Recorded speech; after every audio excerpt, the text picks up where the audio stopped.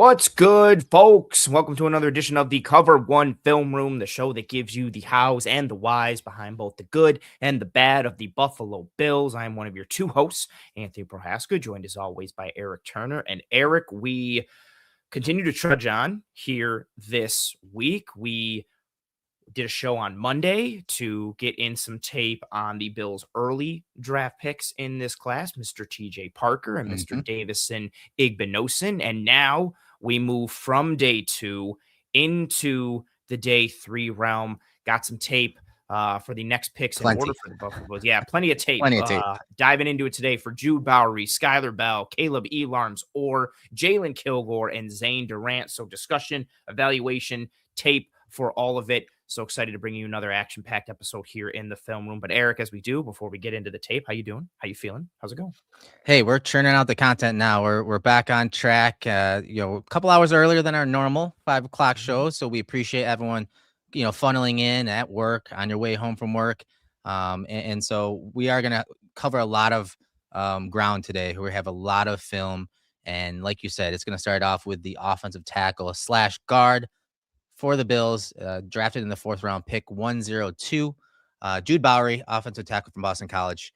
I really like his RAS score. It's 937. He was on Bruce Feldman's Freaks list at number 98. Great profile, 6'5", 314, 33 3/4 arms, 10 3/4 hands, which is 90th percentile. But the thing when I watched him, the thing that stood out the most was his explosiveness out of his stance, his balance. He pounces out into his kick slides, gains ground instantly. He has an array of pass sets, and depending on what type of rusher he's seeing, whether that's a wide rusher, a tight rusher, a D tackle inside him that loops out wide, he does a good job with his pass sets, and he's very poised in those pass sets. And overall, the physical ability, the RS and athletic score really does show up on film. And Bean did say he's gonna start off as that swing tackle, but honestly, if he moved inside, I would not be shocked because he's got the size and length, but also that athleticism. As we always talk about, it's one thing to be a tackle out on an island, kick sliding all the time, and what it takes to be athletic wise for that. But a lot of times guys that aren't athletic enough to do that bounce inside the guard, and there is an adjustment period. I wouldn't see that too much of that with him because he has the physical measurables, but also the athletic measurables to boot, to be a decent guard inside. Yeah, 1000%. And 35th percentile for arm length, which isn't horrible, but it'd be like play even better if it was inside at guard. So I could see that. My biggest thing, and you touched on it, just you pounces is such a great word that you use. He really just he fires out of his stance. It's so quick and purposeful. His feet are the quick feet, the explosion out of the stance. Like and again, he tested with that, with the 96, vert and the 95th broad. It's cool to see the testing really match the tape. And he just gets out of his stance when he takes those aggressive sets, or even like his 45-degree sets. I feel like he gets to the spot. I feel sometimes like edge rushers are like, well, how are you out here already? Like, what's happening? Like, he just zips and he moves. And I think it's always fun to take a dude who's big and powerful and explosive.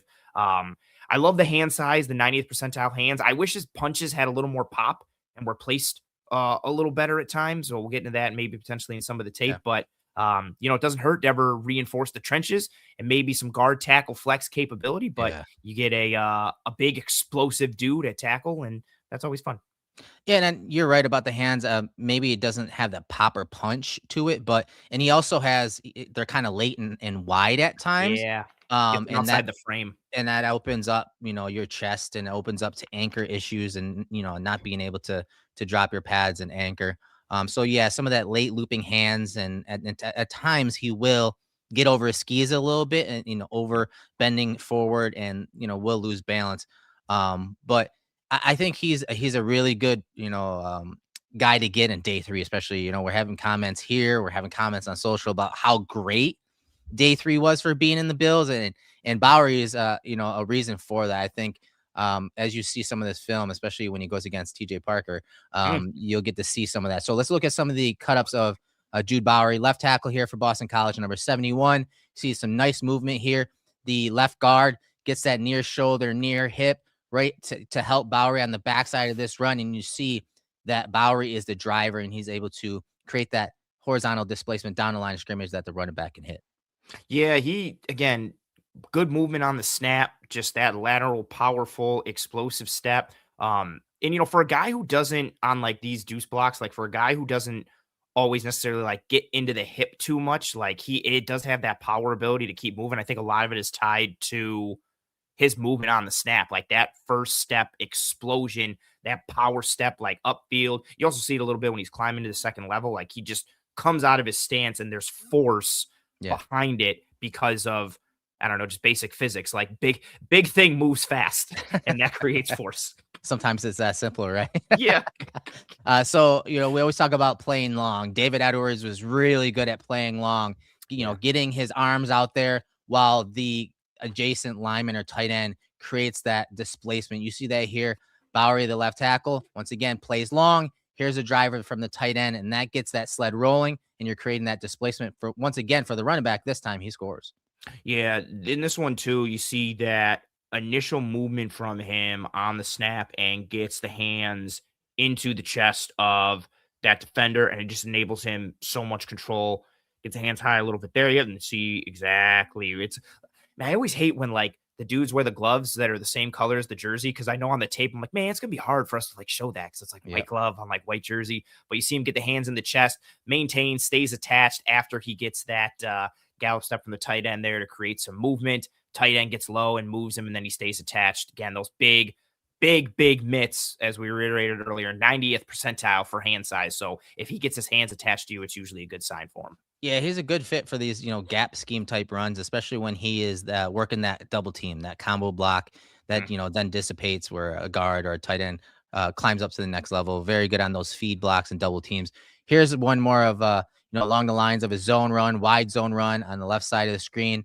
Tight end and him working together to that edge force player, and you see them widen those guys out, and it's a really big lane for that running back.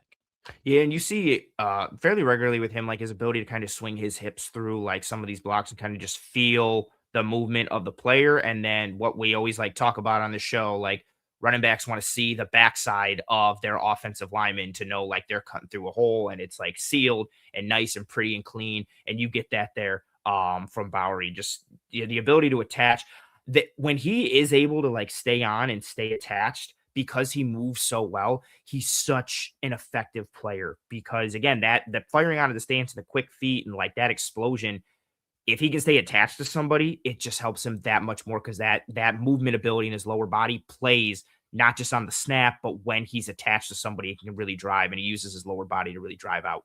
Yeah, exactly. So let's look at some of the pass sets here. Once again, 71 left side here. You see him explosive. I love this. This is similar to what Spencer Brown does. When you have these wide alignments, you want to close the distance initially and take it from a 9 to maybe a 7 technique, which you'll see him do out of his stance 1, 2, and you see him right there. Now it's a tighter alignment. It's essentially as if it was a 7 alignment here, and then boom, now you're getting the contact, and you see him drop those hips, get down, and then just run that guy wide. I just love his pass sets, man. He's smooth.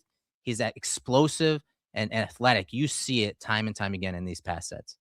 Yeah, this is where, again, like that movement ability for him to get out there, but then continue through the rep of this play. Like he gets popped a little bit, and then you just see him recover, get under control, and then put that dude in the dirt. Yeah, and that's that recovery. Again, it's not always gonna be pretty. Howard Mudd always says, just do whatever it takes to get it done. And so yeah, he initially he's a little too high, and that's the thing. Yeah. His pads will pop up at times, but he's got the feet to recover and the balance to recover. You see him recover right there, sit back down, and then just use his hands to run that guy wide of the quarterback there. Here's another play, this time against TJ Parker. Probably my favorite pass set from him overall from the games I watched. Yeah. I mean, just a beautiful, explosive angle set here from him. Gets onto Parker, and then you see him. Those hands are locked in. You look at the hips. It just everything is down perfect, and he's able to lock out and really slow down Parker there off the edge. Yeah, this was the one that really I started with this game, I believe.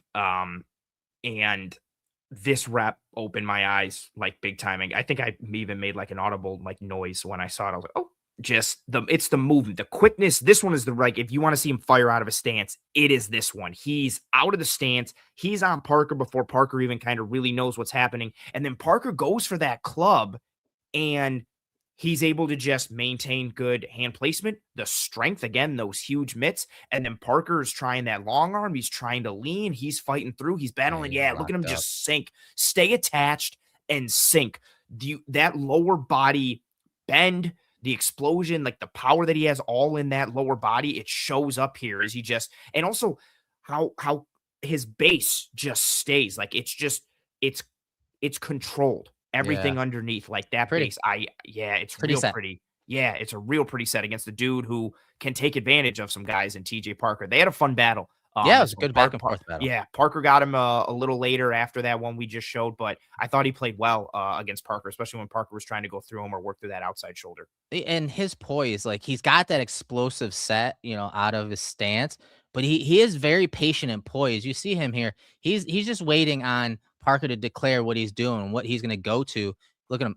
He waits him out, and then Parker tries going inside with that long arm, and he's just locked up from distance, and the ball's out before Parker could get home. Yeah, he's not a guy that I feel like cares too much about winning first touch. I think that ties into like the patience that you Yeah. mentioned. I really like this one. His Bowry's inside arm. Watch him just snap it right in to that chest plate of Parker, and that's the one that's attached to him right there. Like he Mhm. gets almost like that clamp hand, like McNally talks about. Yep. Bang, snaps it right in there.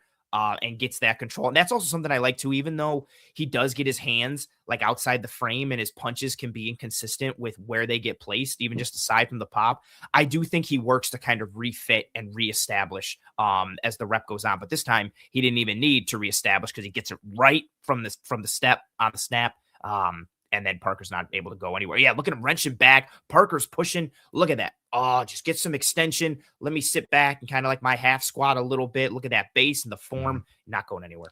And the thing with him, I talked about his balance, and that balance and strength in these type of sets, especially right here, it comes from the midsection. It comes from that core Core strength. strength. That Yeah. core strength, it helps him absorb those power moves and then again get his hands in position to lock that player up and square him up and shut him down. Just very good stuff from him. Another thing that stood out to me was his poise against stunts and his ability to work with his teammate on stunts.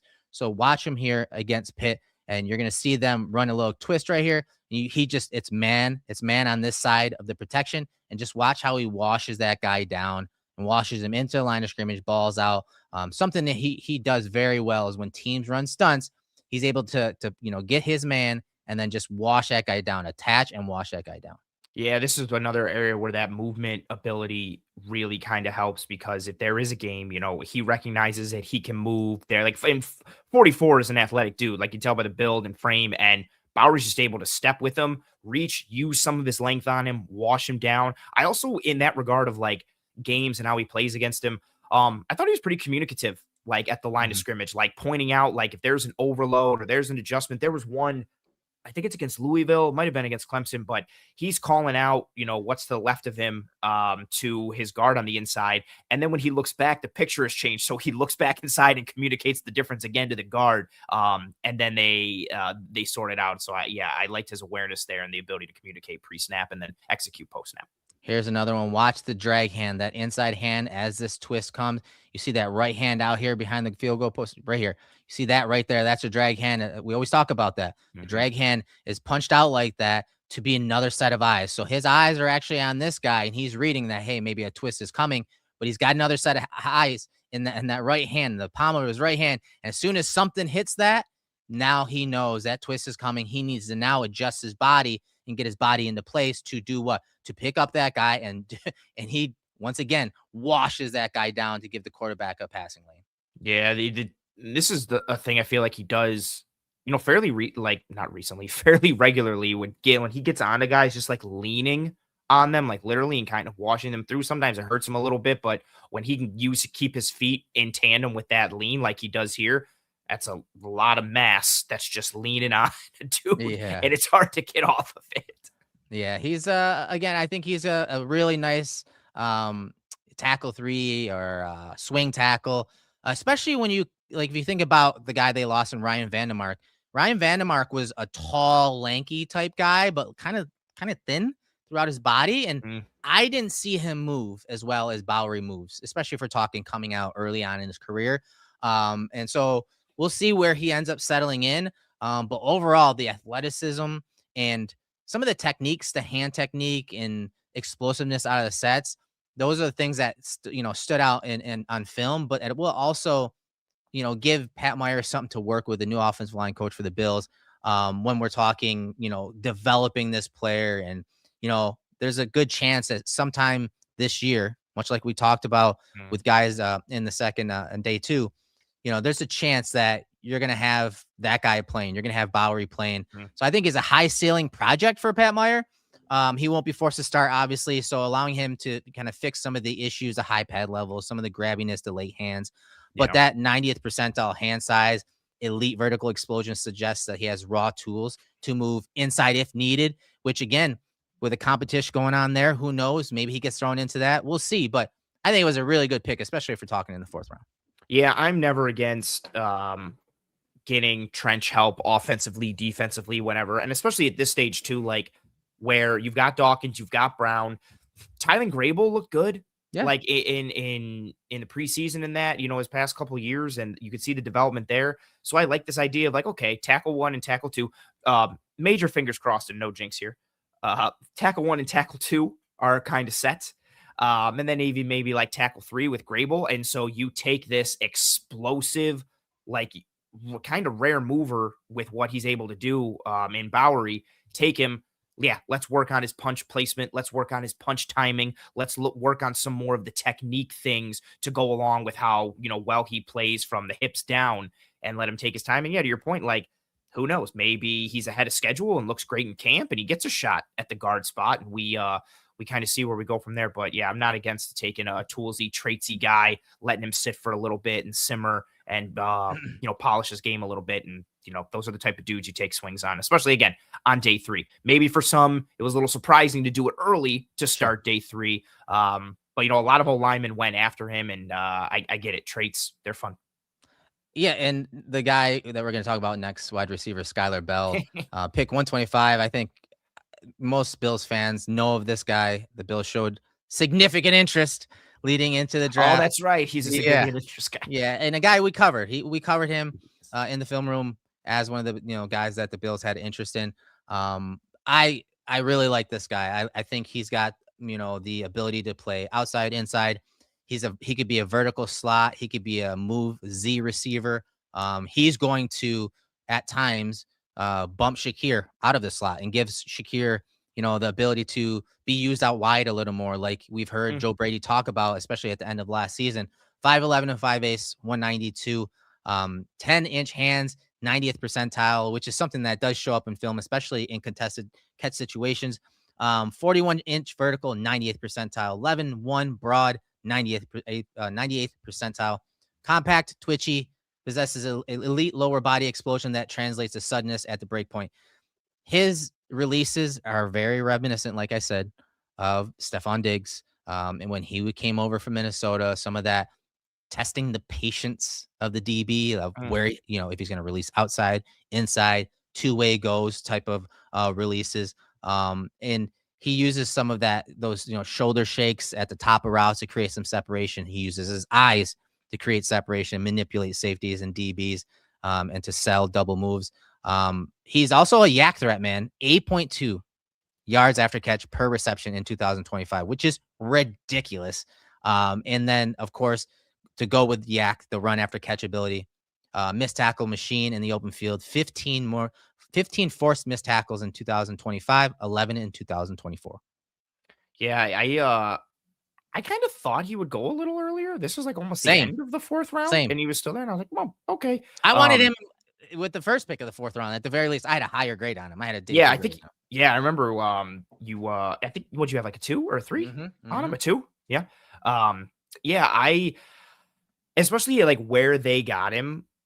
I just wanted somebody who can add like If it would come whatever package it came in, but I just wanted somebody who could create stretch for the Yeah. offense, and he can do that. And then you also get like the screen benefit, different from Yes. Shakir, where if he can split two guys, he can create a house call in an instant with that speed that he has. And so for him to be sitting there at pick 125, which was the 25th pick in the fourth round, so damn near a In there. fifth round pick. Yeah. I thought it was good value there, especially with as they move down. Like if you needed a receiver, the only real option for me there was like, okay, do you go with Skyler Bell, or I guess some other people you might like Bryce Lance, but Bryce Lance has his own set of questions as well. And so for them to get Bell at that stage, he adds a skill set piece that this receiver room does not have with that pure, like that stretch ability.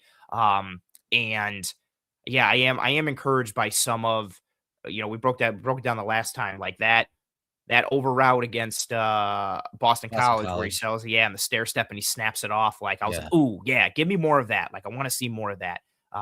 And so yeah, I didn't think he was going to be there, and when he was sitting there, I was really like, okay, at some point, one of these 30 visit guys has to be a guy.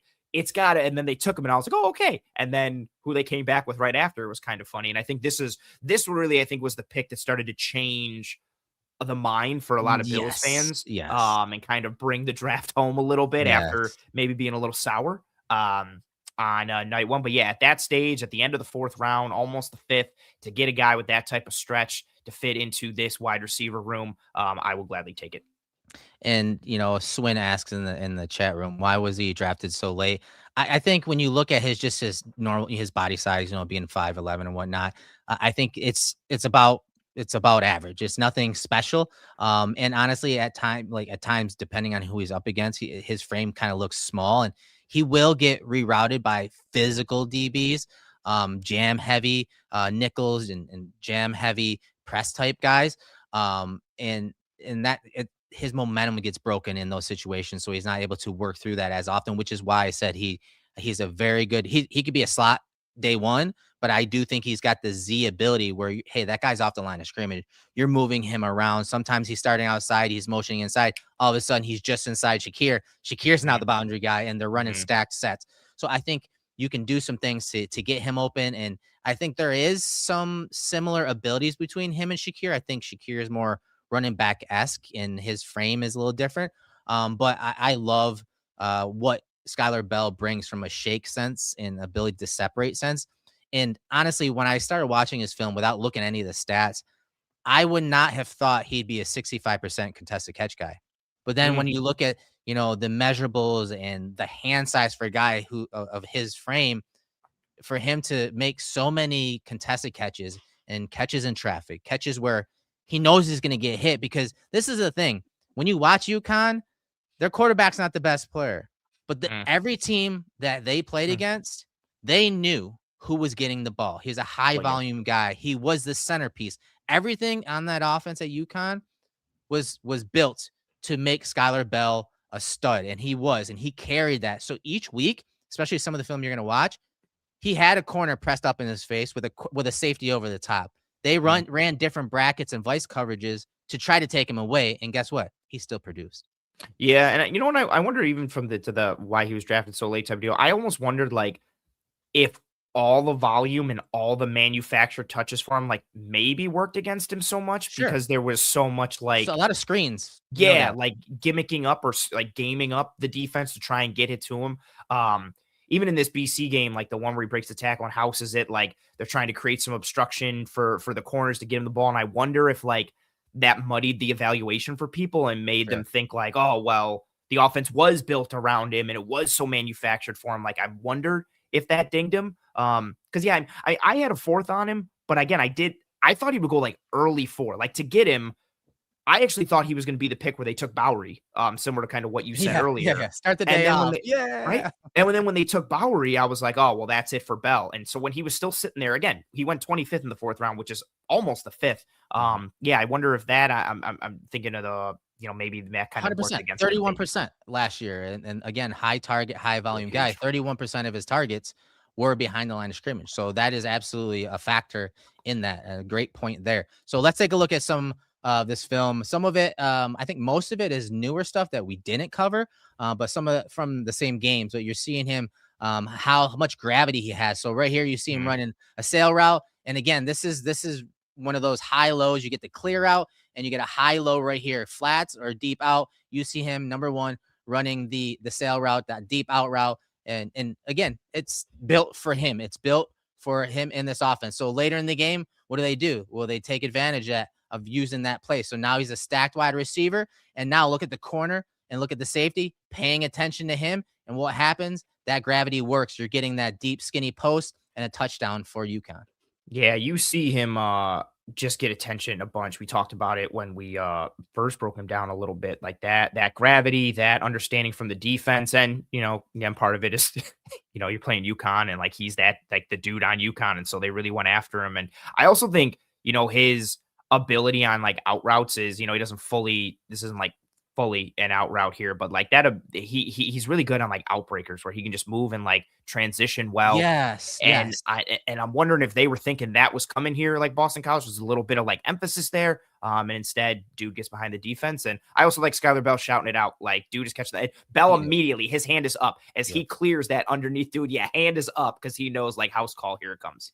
Bell, he's very reminiscent of a Casey Concepcion, where you're not going to see these like hard plant 90-degree cuts. You got these speed type cuts. Yeah. But when he runs those routes that are, those speed 90s or the speed 45s, it's not a sharp cut, but it's hard for a defensive back to get a read on what cut is coming because his routes all look similar and they build upon those routes, much like we talked about with Gabe Davis coming at UCF. He ran way less routes as far as route tree goes, but those three routes, the goes, the posts, and the stops all look the same until they weren't. And a lot of that, you see a lot of that same type of stuff from Bell, that he's got a fuller route tree, obviously, but you're seeing him be very difficult to read for defensive backs. Here's that little slant route you talked about that really gets chalked up for a screen, and that ability to, break that play for the big touchdown. And we joked about this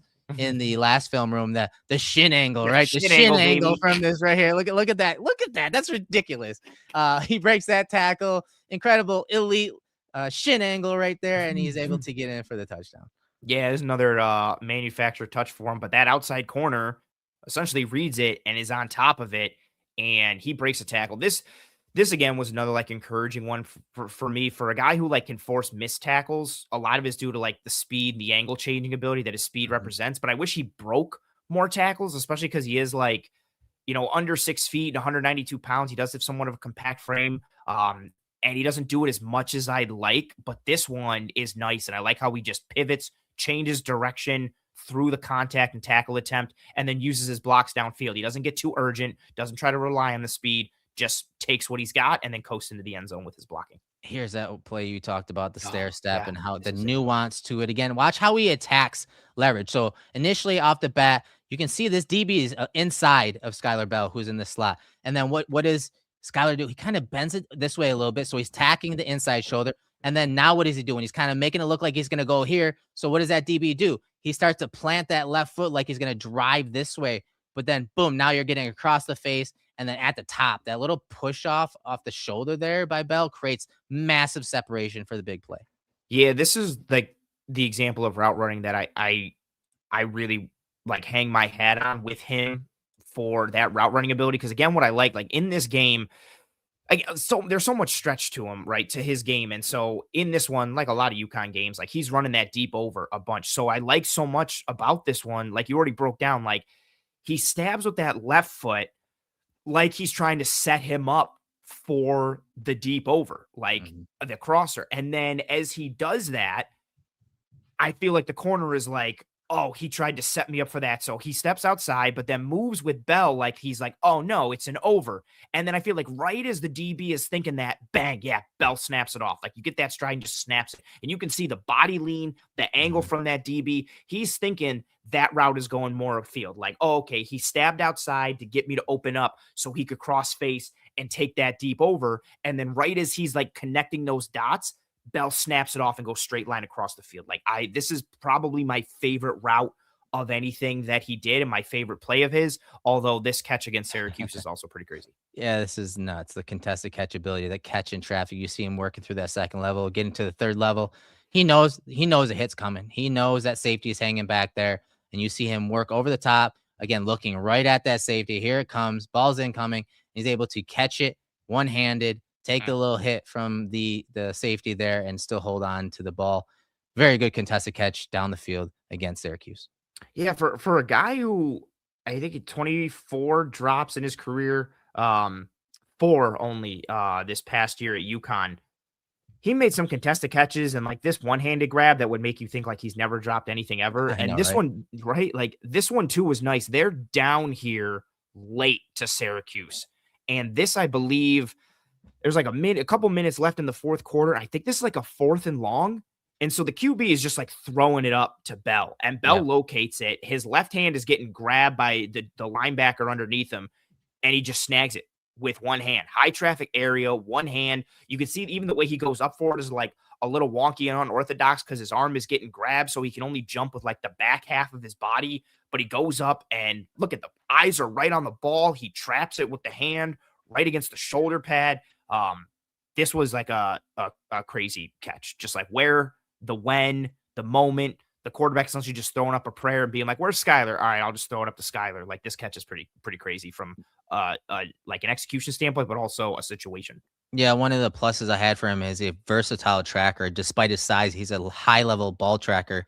Again, I mentioned the contested catches and whatnot, but reliable in these high-traffic windows.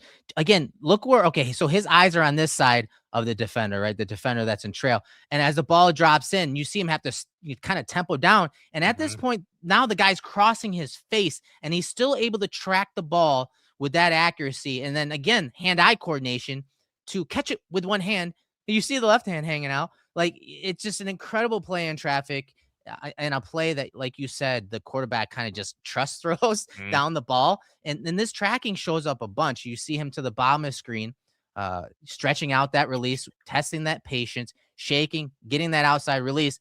And then as the ball drops in, watch the tracking from the end zone angle, how he's able to continue to drift right here down the sideline with his head up and his eyes up over the top of the throw and shoulder, and he's able to track it. There's a white glove. You see the ball dropping into that glove along the sideline. That is just a ridiculous catch. I don't care who the competition is here. Those are skills that will translate to the NFL regardless of the competition. Yeah, and I like how he, I don't have too much to add on that because it's pretty nuts, like you said already. I like also how he stems this vertically and gives the quarterback room to fit that in there.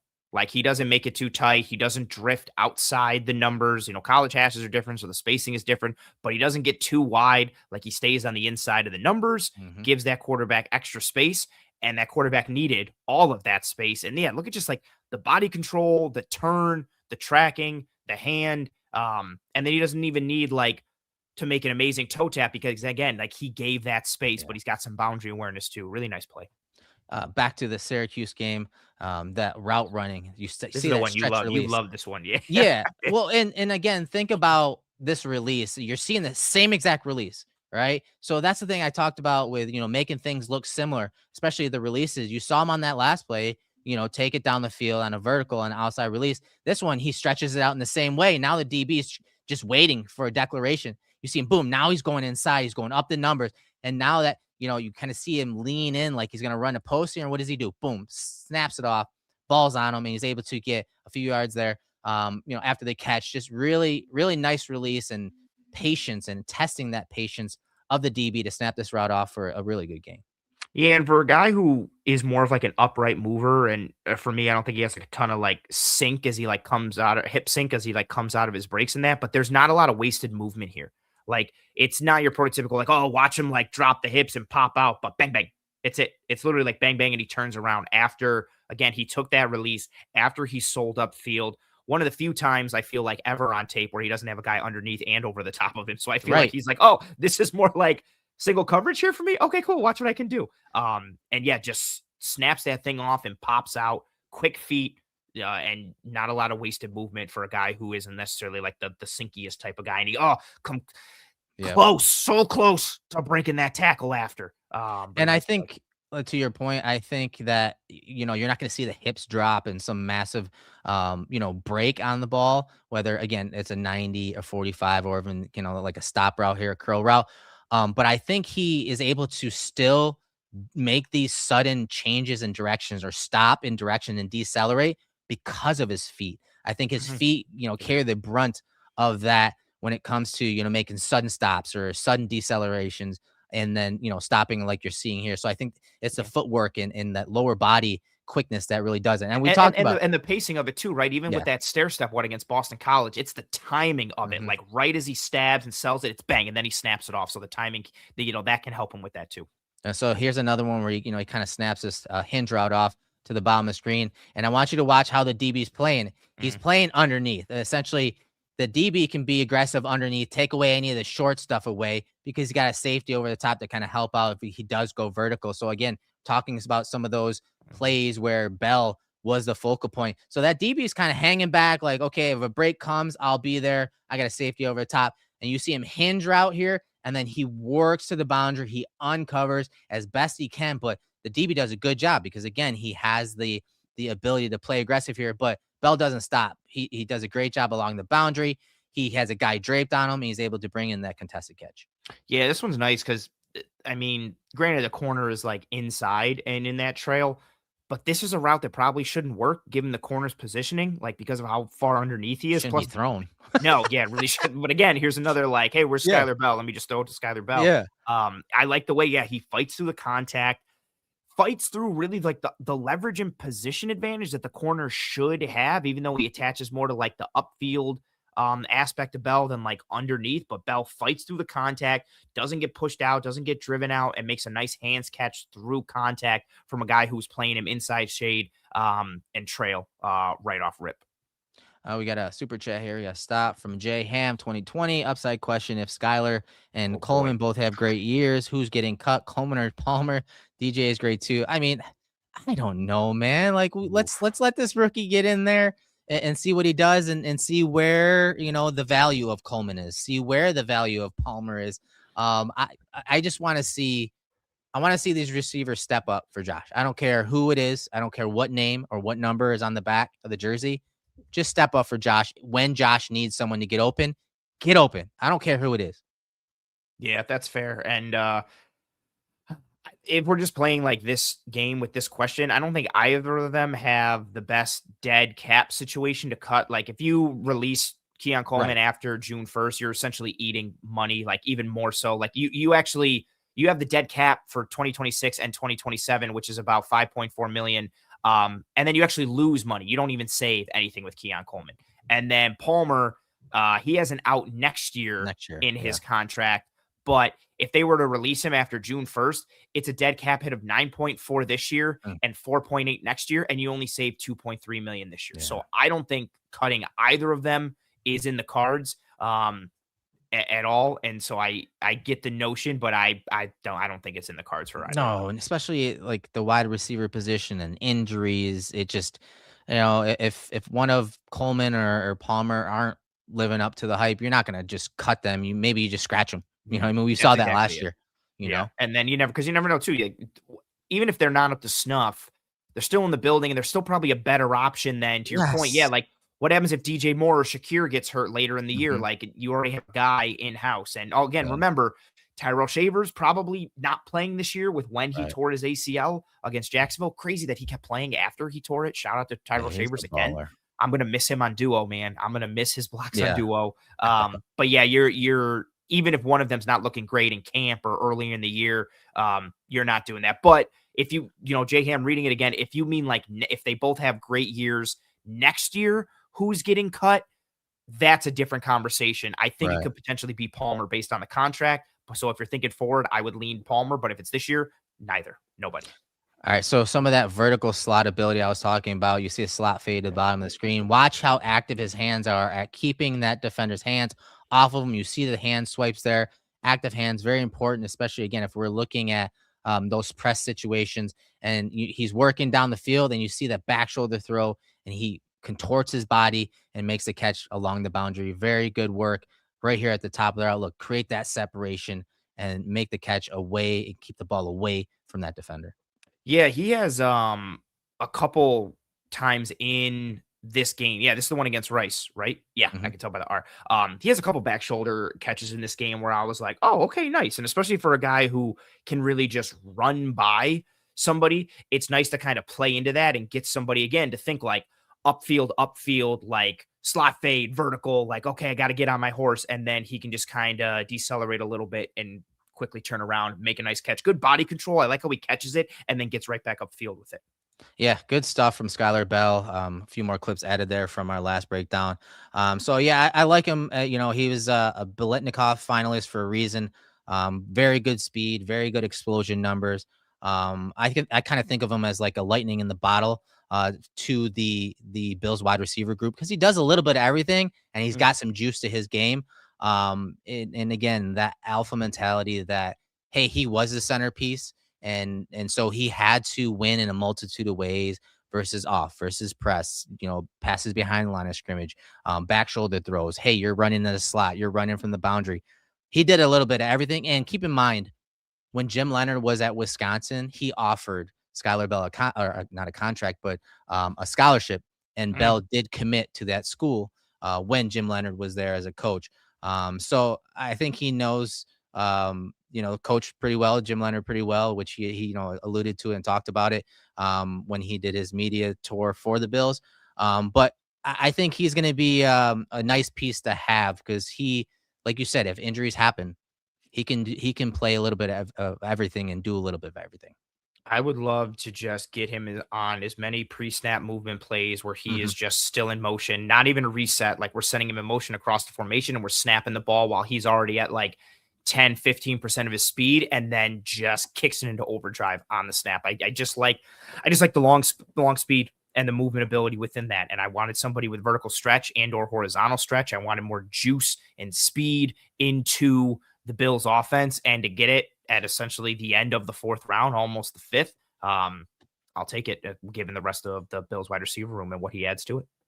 All right, on to the next fourth rounder, pick Mm. 126, Kaleb Elarms-Orr, linebacker, TCU, a guy that we intended to get to in our prior pre-draft shows, but because we ran out of time because we had so much film, we Yeah. weren't able to. So I'm kind of excited to talk about him. So give me your thoughts on this 6'2", 234-pound linebacker with 4.47 speed from TCU.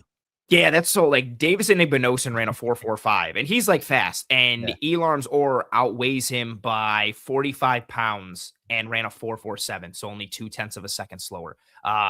67th percentile for his 10-yard split, 95th percentile for his 40, 94th percentile for his vert, 84th percentile for the broad, and all of that at 6'2, 234 pounds. Man, just sideline to sideline range, the explosions, some short area quickness.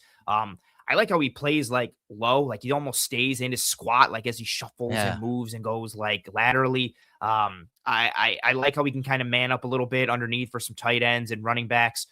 Somewhat shorter arm length and smaller hands, 27th percentile arms, 9th percentile hands, but he still looks to use his arms and his hands to engage blockers and shed them. Some stack, read, shed, he looks to do that. It is a little tougher because he doesn't have the biggest hands and the short arms. But again, at this stage, I really just like the value more than anything. The Yeah. juice, the pop in his game. I also believe I wrote it down. I think he's only been playing like full-time inside linebacker since like 2023, since before he transferred to Mhm. TCU. So he's still learning the position. And I think you see that at times from a coverage standpoint, especially when he's dropping the kind of like feel and the awareness isn't completely there yet, but I think it can be. I'll always just take a dude who just plays with so much juice and watching him run down guys sideline to sideline, run down quarterbacks. He can blitz, like he'll come Yeah. forward to take him again, like at this spot. It's cool. They needed some linebacker depth. We'll see where he slots in, but I think he can wear a couple different hats for them and do all of it while playing at like 100 miles an hour and moving Yeah. very fast. He's got elite straight line speed and Yeah. verticality, but you see some of the stiffness and change of direction. I like your point about him being kind of squatty. I noted that he plays very square. Like Yes. regardless if he's rushing the quarterback, whether he's scraping down the line of scrimmage on a perimeter run, scraping down the line of scrimmage on an interior run, his shoulders are always square. to the runner, to He the never ball. lets his feet like get outside. His base never gets too wide. It's Very always smooth. very like Yeah. left foot, right foot, shoulder square. Yeah. But yeah, he's not super loose. There's some stiff and change of direction issues that show up when he's forced to, laterally transition. But I do the TCU scheme I always love watching because they always, especially linebackers, a lot of times they used to take these like 5-star running backs and turn them into linebackers. And he's kind of got some of that body frame. But he is bigger, but of that running back, mentality. I like how his eyes snap to guys that are coming through his zone. He can see different layers. You'll see it in the USC film that later on in the film breakdown. But he does a great job. If he has to carry a dude up the seam, he has no problem doing Yeah, that. easy. He gets there, he gets to his spots, and he carries guys down the line. But some of the runs that you're going to see that he played against, the run concept, some of the gap runs, like the way he sorts that out is so quick. It is so quick. And a lot of times for, these gap runs for linebackers, they're very difficult because if there's one or two pullers, you're inserting in a different gaps and you're trying to, carry your gap as it moves. He does a great job of deciphering all that and making plays. And we talked about leading into the draft, linebackers that will play off the ball in the 3-4 base defense, but in certain situations become an edge guy. The Jayshawn Barhams of the world, the Leo Chenals of the world that going into the free agency. He's got some of that. He had 117 snaps as a defensive lineman, and usually in that 2-point stance, pass rush situations. So yeah, I do think he does have the range and ability to affect the quarterback, whether he's aligned up at, edge on the ball or from depth or as an overhang player. He's got some really good athleticism, albeit when change of direction things happen, he has more of that build up speed. He doesn't have the looseness or the quick acceleration, but I could see him playing very well in this defense. He was very productive last year as a defender in TCU. Yeah, he was crazy productive, like multiple, like 12, 13, 14, 15, 16 tackle games on the docket for him. Yeah, and I think I think his athleticism shows up more in the vertical or the linear aspect, or like when he's just kind of going in that one direction, or when it's tied into like the short area movement inside the box. Oh yeah. You just see that tackle to tackle, like A gap to C gap type stuff, like watching him be able to play into the explosion and that type of movement really tracks there when he gets out into space. I think to your point, yeah, like for a guy who moves so well linearly, you do see some like change of direction stiffness in him, but inside the box and the versatility he brings there with the juice, that's where it shows up the most and the best. All right. Let's take some look at the film here. This is against Arizona State. So again, you're getting the guard pulling, you're getting the tight end from the backside. Just look at him scrape down line of scrimmage. And again, he's not running sideways. He keeps his shoulders square. You see him right there. Square up, square up, square up. And boom, he's right there to deliver the tackle. He goes low while his teammate goes high. Yeah, just kind of sorting through it and following. And you see, again, like how quickly he's just able to get there. He sees the pull, he sees the action, he knows the running back has it, and just fits accordingly. That movement to go from tackle to tackle, like in the box, he just covers so much ground quickly and is able to get right into position at the end. Yeah, very smooth. So you'll see him here, how he stays ahead of the block here. 77 is peeling off. They're working this combo to the linebacker. He works right over the top of that, uses his hands to kind of slingshot over the top of that blocker. He puts him right in the hole to make the tackle on the running back. Yeah, this is another one too, where that movement ability and that lateral quickness and that lateral explosion, like he's just so, I feel like 77 climbs, and from 77's perspective, like he's ahead of him and he's probably like, oh, you know what? Like I'm going to be able to climb to the second level and make this block. And then Elarms-Orr is just like, nope, and just scoots by him. And yeah, like you said, slingshots, gets those hands right into almost kind of like the neckline, even into the face a little bit, and just keeps moving himself, stays clean. Like, let's not get, you're 234 pounds, some smaller hands, somewhat shorter arms. Let's not let guys get into your chest. Play off it, play to your speed, play to the movement. And he does, and he keeps himself clean, works right across the face of the climber, and then makes the play. He balled out in this game against USC. Watch how he works through the traffic. Again, you get multiple pullers on this from a split back type set, and he changes direction. So he's scraping down line of scrimmage. Once again, staying square. You get using his hands to stay over the top of the block of 74 and getting it through that traffic. And then as his teammates are kind of boxing the play in, You see him change and recognize that cut coming from the running back. He gets up inside and makes the tackle. Yeah, I like that his cutback essentially or his plant and change of direction is essentially happening at the same time as the running backs. Like he's watching what's happening, he is tracking the running back's track, and then bang, the running back's putting his foot in the ground and getting north and south and cutting back a little bit because the defenders have cut off that outside. So Elarms-Orr is doing the same thing. He plants off that left foot, gets out of it, and then gets back in position to make a play and kind of launches himself into the tackle there. Good timing on that as he reads the running back. I talked about him matching in coverage. Watch him match the tight end after play action, so he recognizes run the pass, and then he just watches the route, gets his eyes to the route of the tight end. Okay, it looks like he's going to come over the middle. Is he? He does not. He goes up the seam, and he's right there in position. His teammate makes a play on the ball. Yeah, these ones are sincerely pretty easy for him, especially like if he's against the, no disrespect to 88 there, but someone who's not like the best mover getting upfield. Like you can just see how patient and controlled Elarms-Orr is. Like he turns, he opens up, looks to him, and he's just matching him. He's not even running full speed. This isn't like, right? Oh my God, I got to get on my horse and carry this guy. This is just kind of like an effortless match and carry upfield for him. And I think that's something that'll translate in the NFL because his speed is very, very, very real, especially in that instance where all he has to do is turn and run upfield. That's still in that vertical plane. Easy for him. Yeah, you see it here from the end zone angle later in the game. Once again, just look how smooth he is. He's so calm and poised. And then just the angle he takes to take away that route up the seam by 88.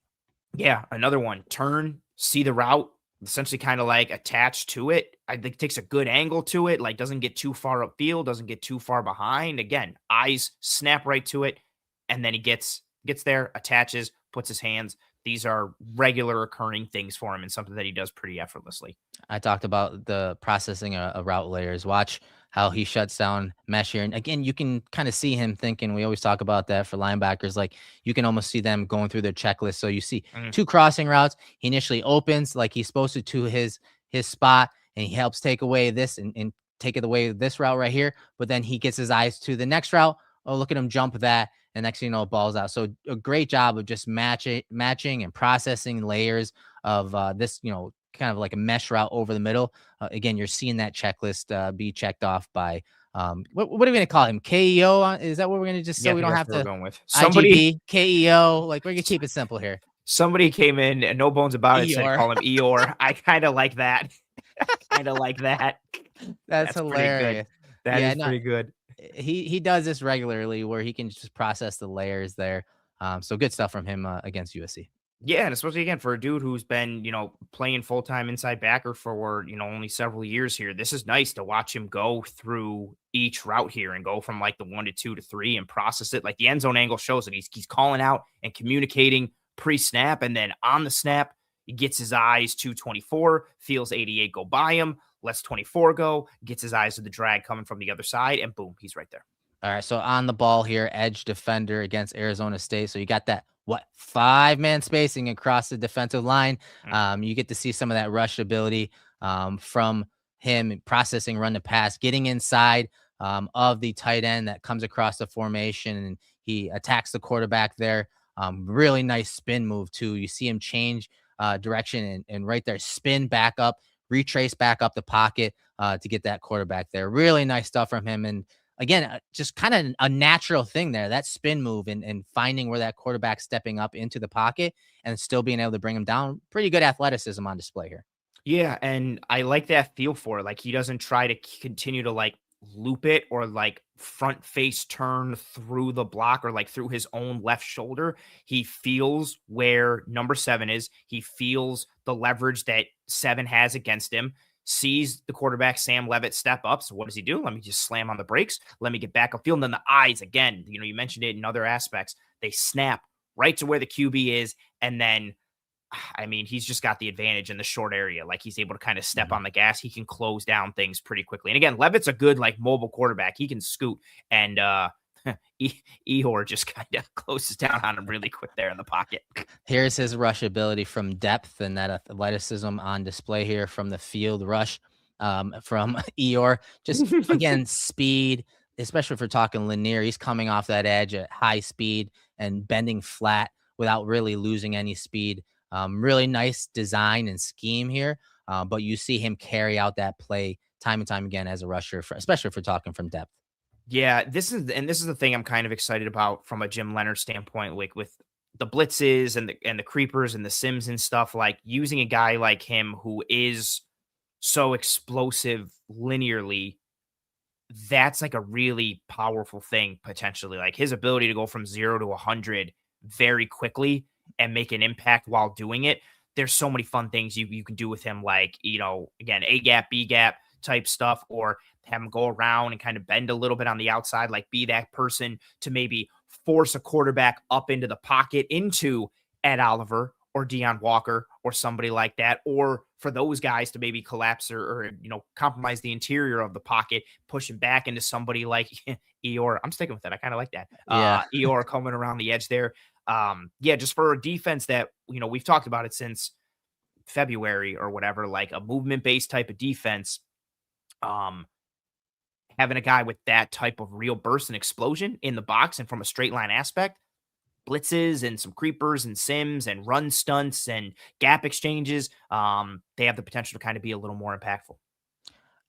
I kind of said he's more of like that modern range and read linebacker. Yeah. He's not that downhill thumper that I think a lot of Bills fans were expecting to pair next to. Shout out to Josiah Trotter. We were close. We I know, right?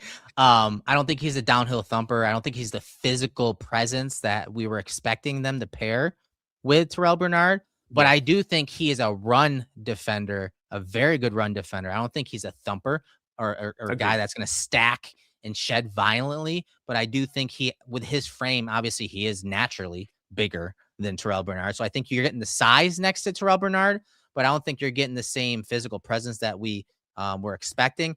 But he does a good job of taking on guards, slipping guards on when they're pulling. He reads back the running back's intentions pretty well. You saw some of the pattern match stuff. I think in that TCU scheme, they do a lot of pattern matching in that defensive scheme. And there were a lot of times where he was the only linebacker in the box. There was 5-man boxes, and he was still being able to essentially play a gap and a half or two gaps, with the defensive lineman to make plays in the run game. So, 234 pound frame, 40-inch vertical gives him pretty good range, especially as a 3-down player to develop to compete, I think, with Dorian Williams. I think him and Dorian are actually very similar in a lot of ways. And so Dorian being on last year of his contracts and being kind of slotted or chalked in right now as that starter next to Terrell Bernard, I think Eeyore will give him a shot and give him a fight. I think obviously Dorian wins it maybe in year one. But I think for the future, he's a linebacker that I'm excited to study and watch develop. Me and linebackers, I think he's going to be fun to watch develop over the next few years. Yeah, I think at the very least, he'll be a fun guy to watch in the preseason. I think he adds special teams value right away with that like linear speed and the movement ability, which is really fun to see. And yeah, we kind of we went in multiple directions with the inside with the backer next to Bernard. Right, first we wanted like Chenal or Ellis because of the versatility there, plus all the other stuff. Didn't get that, and then I was like, okay, more of like a downhill thumper type, and then didn't get that. But yeah, I do think Elarms-Orr is a run defending backer, just albeit in a different way. Like he will use his hands, he will use, his movement to try and stay clean. I think a little more physicality and in terms of shedding the blocks than Bernard, which makes sense because he's significantly bigger than him, just not to the level of, and honestly, I don't know how many guys are to the level of Josiah Trotter. Like he wants to detonate on everybody that he comes across. But yeah, I again, you're sitting here in round 4, almost round 5 again, because it's right after the Skyler Bell pick. Take a guy who can compete on teams right away, potentially continue to develop, add some juice and pop to your defense and your linebacking core. Pretty cool stuff there. And we get alerts now for new people who subscribe during the show to the channel. So shout out to you, Marcus. We got, Marcus Warren just became a YouTube member, and then he said, salute fellas, great stuff. We appreciate you, Marcus. Thank you very much for watching and subscribing. That's pretty cool. Yeah, I didn't know we got these now. Shout out to StreamYard for doing these new notifications because I've never seen this before. And farewell to Sweet Prince Josiah Trotter. Went where I thought he would, and unfortunately, man, I was rooting for him to be a Bills. Buccaneers draft. Just so crazy. Like they got so many cool dudes in general, but like to start off, tone setters, man, bro.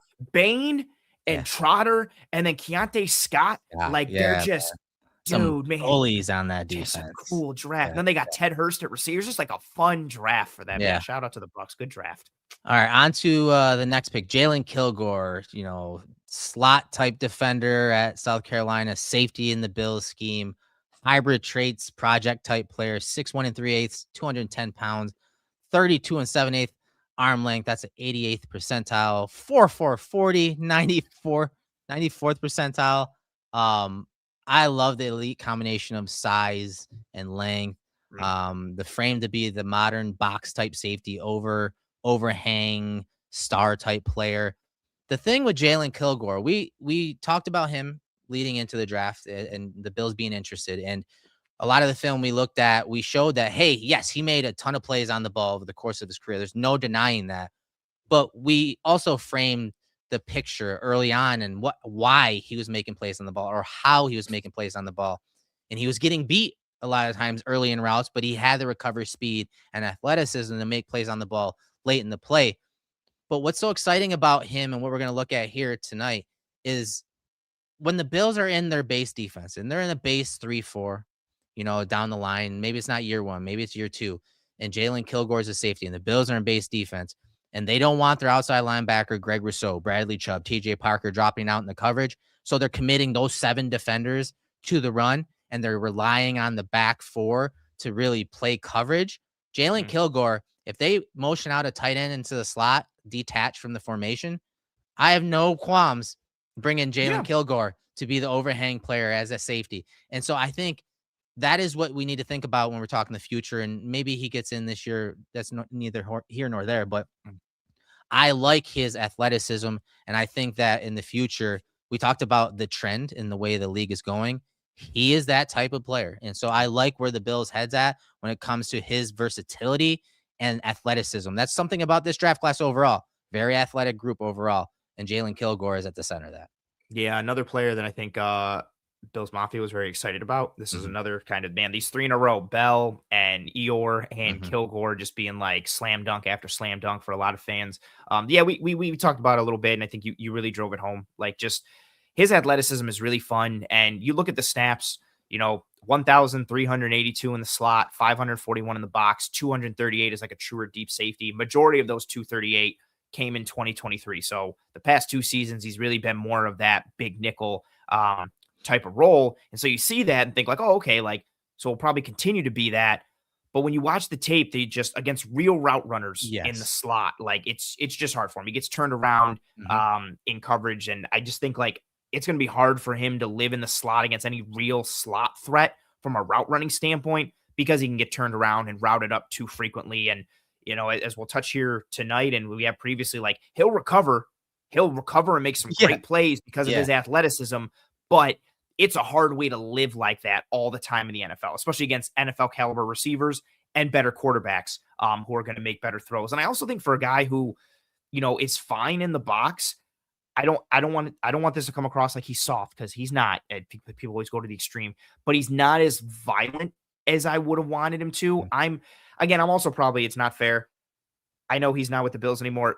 Watching Taron Johnson play the run for years and that type of violence, like, I'm like, well, whoever's in the big nickel, I want them to do like that kind of stuff. And especially because Kilgore is bigger, it made me want it a little more. So again, he's not soft by any means, but I was hoping he'd come forward with more bad intentions versus blockers and at the tackle point.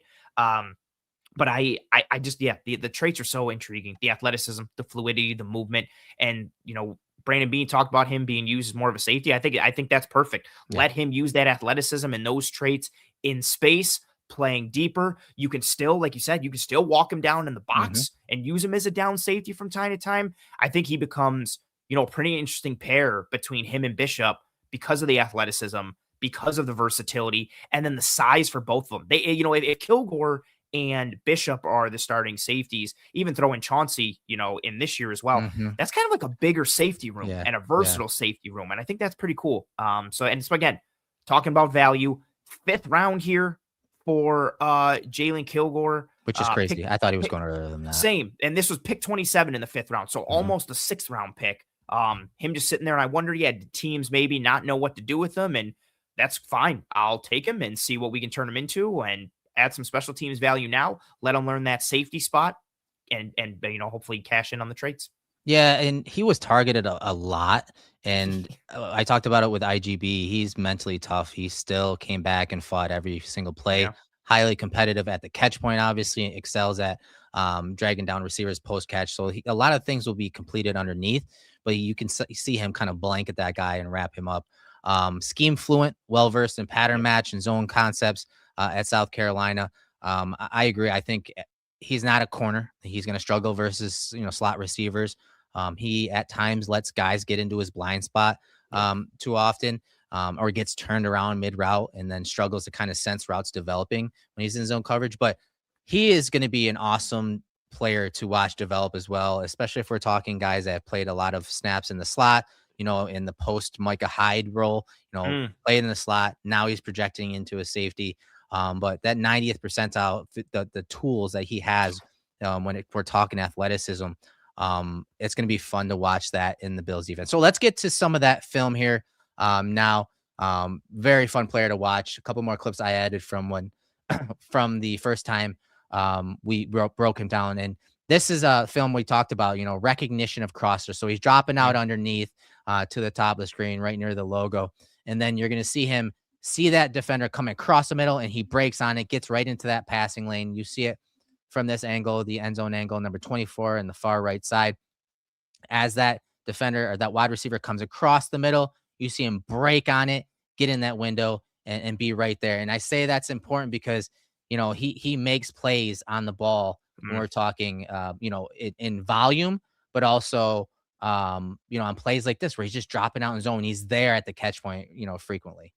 Yeah, and that's not an accident. Like it happens too much where he's making plays on the ball or he's near the catch point. And it's not just happening by accident. It's not because he's, just happens to be there. It's not pure happenstance. And that one was nice. I like that he peeks outside first to check number one, see if anything's happening after he communicated to the corner. Then his eyes get back across field and he comes up and makes a play and gets into the passing window to be an obstruction. So a separate game, same type of thing where he's playing against Alabama this time and you see him drop out underneath. Look where his eyes go. His eyes go across the field. You see this guy coming across the middle and he's able to stop, break on the ball and make an interception and get some yards after that interception for his defense. Yeah, and then start to see him open it up a little bit once he gets into the open field. You see him start to stride it out. You see some of that 4.4 speed, which again, running a 4.4 at 210 pounds, 94th percentile.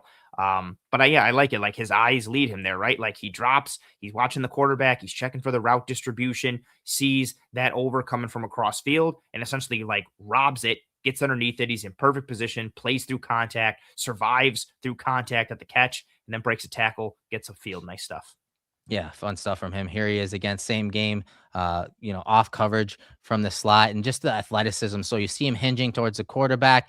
And as he senses the quarterback and that wide receiver targeting the deep out route, look at the athleticism, that man turn right there, stays connected to that wide receiver. And once again, makes this throw damn near impossible for this quarterback. And he's right there once again at the catch point, using that athleticism and that length to really shut down that passing window for the quarterback. Yeah, what I like on this one too, and good call on the length. Yeah, 88th percentile arm length, which is look at him go up and just get into the passing window. Like if that ball is on target, it's probably an interception or a straight up PBU and knocked down there. But it's still a forced incompletion for him, which is nice. The speed turn there is what really gets me. Like the fluidity, like just how he snaps that thing through, brings his hip through, is on that, front side hip underneath, and then he gets his eyes back to the quarterback. Like it's just so fluid. It's under control. I actually think it's part of why he gets turned around so much. And granted, some of it is technique based, but I think he's so confident in his athleticism because of things like this, where he's just like, oh, well, yeah, I'll just speed turn or baseball turn real quick and I'm good to go. And it's like, yeah, but no, but also like, how do you tell him no when these things happen? Like, and he's just puts himself in great position, gets reattached essentially and gets back in phase. And then, that play at the catch point, like look at him go up and just get in the way. Like you see that with a good amount of regularity. That's impressive stuff. So top of the screen, you see him in the slot, and the defense kind of makes it look like it's man coverage, but they're playing a trap coverage here. So as a wide receiver in the slot breaks to the middle of the field, you see how his posture changes. They switch that picture up. So now all these guys right here, they're reading inside. So you see Kilgore right here break on the route. Safety plays over the top, and he makes a play on the ball at the catch point. Yeah, nice. Just sit in your spot. Don't drift too much. Don't move back. Eyes on the QB. Get into position. You see the quarterback set and transfer, and bang, drive on it. Step, bang, play through the catch point. And then what's nice too is like, especially here in college, like he can get routed up against these true slot receivers, but he's got them on such a size advantage that if Yeah. it's going to be a contested catch situation with any type of body contact, he's going to win that. And there's even a chance that that could still carry a little bit in the NFL because of that size that he's got. And you pair that with the speed, again, like big dudes who move fast create impact and force. And that's really nice. So if you guys missed our first breakdown on him, he again with that athleticism and ability to play as an overhang slot player, as a safety deep, you can add some deception and disguise to your coverages, kind of like we talked about in that last play. Here, the defense is showing man coverage with him in the slot. Post snap, they drop out. He drops out to be a deep half player. This corner is robbing the out route, and you see how that really confuses the quarterback post snap, changing that picture pre to post snap, changing that coverage pre to post snap gets quarterbacks to hold on to the ball or check it down underneath. And you see the quarterback do that here. Yeah. And I think this is a good example of, playing in that deep half there, what his athleticism can do in space potentially at the next level. Like I just think he'll be able to cover ground, the hip Yeah. fluidity, the transition ability, the size, the frame, arm length, all of that. Like he's going to be able to just create some obstruction and deter some throws just because of his presence there. And then you add that with the ball skills and the ball production. Again, you can play the other side of the coin and say, oh, it'll help in, confined spaces too, down by the line of scrimmage. But just, I think it really plays really well the further he gets from the line of scrimmage and is really intriguing.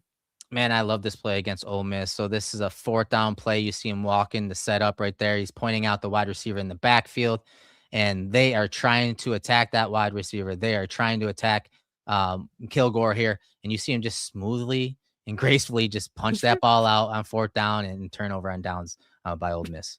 It's such a, it's almost got like a disrespectful way that he punches it. It's just a simple, like, nope. He swats it like a cat, like that Yeah. hits a toy, like just like, nope, right there in trail, ball's a little behind the receiver. And again, this is where that arm length is going to help dude who's got 88th percentile arms in a 6'1" and 3/8, 210-pound body. If that throw isn't perfect, even if it is, he has the opportunity to kind of punch through the hands and get through you a little bit. But if you are off in any way with your throw, even if the ball is pinned right on the numbers here, Kilgore has a really good chance to make a play on it. Ball's a little behind and he makes an easier kind of just like, no, thank you type of punch out there. But again, that's where that length will come in. Like, Yeah. and especially because he has the athleticism and fluidity to stay in phase with guys and be by the ball, it just lends itself to that ball production because of his movement capability in that size and frame. And that fluidity, like you said, that fluidity, that transition right there, where he's kind of opened up to the sideline, but you see him just like plant, drop those hips, and then just get, Yeah. take some speed off that route and punch the ball out. Really nice stuff Yes. from him. The taking the speed off, good call. And Mhm. it's not enough to draw the flag because he doesn't completely turn or hinder the receiver, but he does it just a little bit, just a little tug on the hips so he can gain some position, take some speed off that route, and then use his arm length. That's a nice subtle detail. Same game, you see him off coverage, top of the screen. And once again, just that ability shows up in athleticism. And I know I posted this on social media, and people were like, "I don't think that's quite the highlight you think it is." I go, "Are you crazy? This is a secondary play. This is a scramble drill. This is a second play. This wasn't the route from the wide receiver. This was the route." All right. Well, now that the quarterback starts scrambling, he breaks that off. So this is a secondary route, secondary move. And for Jalon Kilgore to not only turn like that, but watch him close the Yeah. distance and get right back into the hip pocket of that guy. That's special. So yeah, I wanted to highlight the trait here outside of the scramble drill mode. Look at that. He's right there at the catch point of that wide receiver in a secondary play. That is filthy in my opinion.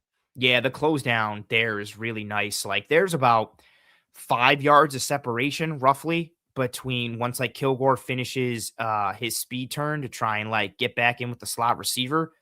Yeah, right. Yeah, yeah, about like 4 yards of separation, and he closes that down in a hurry, in an instant. Yeah, you see it from this angle too. Like he just closes that thing down so quickly. And again, then the length and the athleticism shows up. If this ball is on target, if this ball is on frame, he has a chance to make a play on it. So what does the quarterback do this time? This is more like, okay, let me try to put this in a spot where only my guy can get it. And the throw ends up sailing a little bit and gets too far out there and is not able to make a play. And just, yeah, that's just really nice. Like that close down ability real quick. Watch him again from this game off coverage. He takes his read steps initially, and that wide receiver makes it look like he's running a slant right here. But once again, this time you see him break out, kind of run more of a slot fade. So it's more of like a sluggo double move type play. Mm-hmm. And watch again the athleticism, because this is a bracket type coverage where if this guy was running some inbreaker, I imagine the safety is going to overtake it.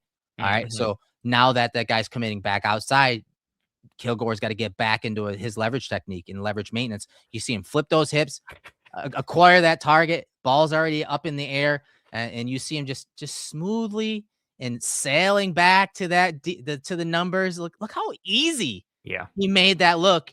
So much so that his body was in such an easy position to make that interception. It was so smooth, man. His tape was fun to watch. Initially for our first breakdown on him leading into the draft, I did a lot of the film work from 2025, but I was excited to go back to watch the 2024 film for plays like this. Yeah, this one gave me like hope and confidence for him playing deeper and like playing in the post and stuff going forward in the NFL, just because of how comfortable he is tracking the ball and moving with that kind of like 3/4 turn and run. This is very center field-esque, like in baseball, like tracking that ball to the warning track and just calmly and then sticking your glove out and making the catch. And another one where, it gets turned around a little bit and is like, oh, it's okay. I'll just flip my hips. And then, okay, let me find the ball and just go from there. Just really smooth, calm, poised, athletic play. And I just think that athleticism will translate. Again, you got to clean up some of the technique and clean up, I think, or not even clean up, just hone him in an area and go from there. But why would you not bet on these type of traits and take this in the end of round 5? Like that, that's just damn near fun. round 6. Damn near round 6. Yeah, like these are the type of guys like you should take there. And again, you're not gonna be able to consistently have to, get opened up a little bit and turn your back on guys and speed turn this easily and get back into phase and get back into position in the NFL, which is where that, cleanup piece will come through. But yeah, it's fun to watch when he's able to just so effortlessly to do this. And Kent Carmack says he routinely turns his back. Again, we told you why he turned his back here. He's taking his initial read steps. It's a pattern match coverage, and that guy is committing inside. So if he plants on that foot and tries man turning towards that guy's going to go blow by him. Yeah, he's got to turn this way to get up over the top and cap the vertical. So you're dinging him for turning his back here, but really this is the turn he needed to make. He didn't need to make a man turn like you saw in the Alabama game. This is the turn back towards the field and to the boundary that he needed to make to cap that route, because again, he's got no one over the top of him. So he had to turn in that way to make the play. And then again, he did it so quickly and smoothly. He had time to track the ball and there was no panic. And look at his body control here as he does that speed turn, watches the guy, looks up to the ball. Like, this is filthy. So you can ding him for all you want for turning his back. I think that was necessary on that play. Here's one. There are times where he gets challenged. I think this is Burden too, right? Yeah, it is Luther Burden. Yep. Yeah. So he's in the slot. This shows you he loses this rep, but this shows you the athleticism of him when he played against Burden last year. Look, he's right in that hip pocket. Burden makes the play and makes the touchdown, but it gives you some perspective about how athletic and how fast this guy is at his size. It's pretty remarkable. Yeah, again, at 210 pounds and, being able to move and scoot with guys a little bit, man, that's such a ridiculous. He's even grabbing the hand. Shout out to Burden for the one-handed catch and bringing that in. Filthy. And then cutting back inside to score. Dude, yeah, absolutely nuts. I mean, hey, and Burden's development is part of the reason why the Bills got DJ Moore, because of, Burden starting to emerge as a rookie player. But I got another Kent, comment here yes, from Kent. Kent, yes, it does translate. That's what we're saying. He's got the athletic measurables and the athletic skills in that type of turn. We're talking. We saw the man turn in Alabama. We saw that speed turn right there.